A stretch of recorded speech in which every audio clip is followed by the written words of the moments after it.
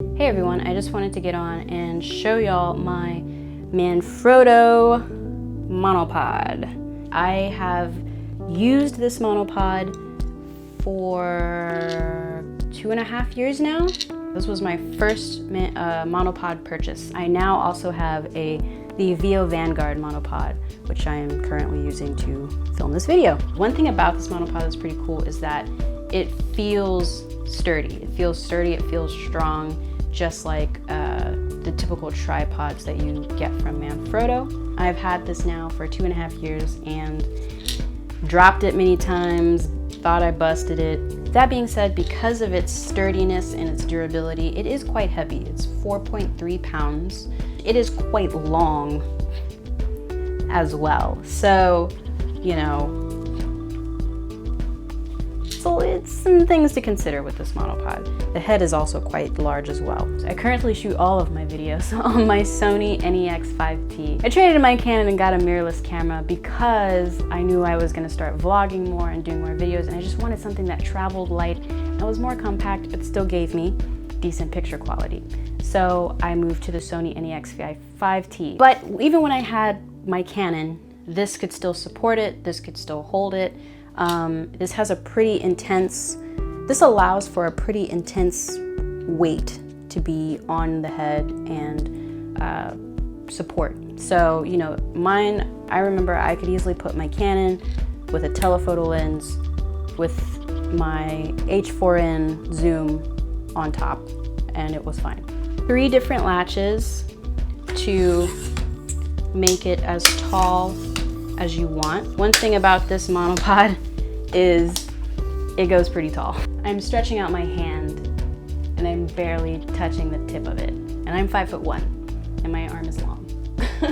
The other thing that's really cool about this monopod is how it balances. So it has 3 little feet on the bottom, which let it balance hands-free, which is really cool. So the thing that you have to remember though with this monopod as opposed to the VO Vanguard monopod, which is the monopod I'm currently using to shoot this video on, is that this monopod will give you a lot more range of motion to tilt a lot.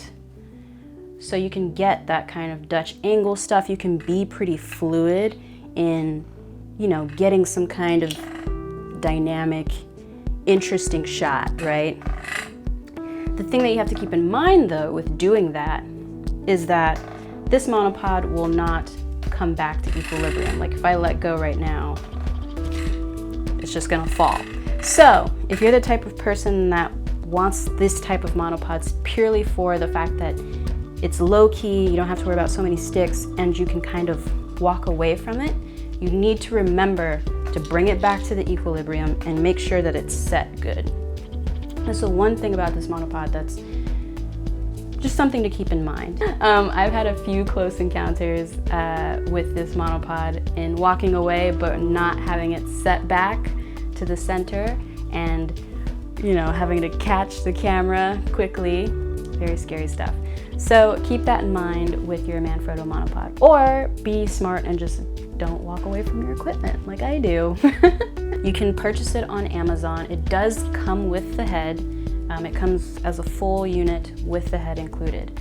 And once again, I love it. It's a great, reliable monopod. The only thing about it is because of its durability, because of its range of motion, it is a little bit heavier and it costs a little more. It really depends. You know, one thing I say a lot is buy equipment that enhances your abilities, you know?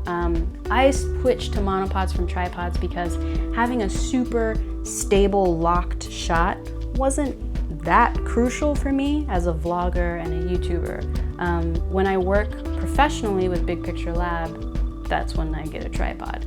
But it didn't make sense to invest the money in an intense tripod because that's not the type of stuff I shoot. So investing in these monopods was a really good thing for me because they are simple and light and they don't cause as much attention to themselves as traditional, bigger, more expensive tripods. So consider what you're trying to shoot and what your goal is as a shooter. and try to find equipment that helps with that. You know, you don't have to spend an arm and a leg to get, you know, something that looks decent and that you can be proud of, you know? You don't have to have the obscenely expensive thing to tell a great story. So, with all that being said, this is the monopod. I hope you enjoyed this video. If you have the Manfrotto Monopod and you like it, or you want to recommend another maybe more affordable monopod to anyone, go ahead and leave it in the comments below, and I will see you when I see you.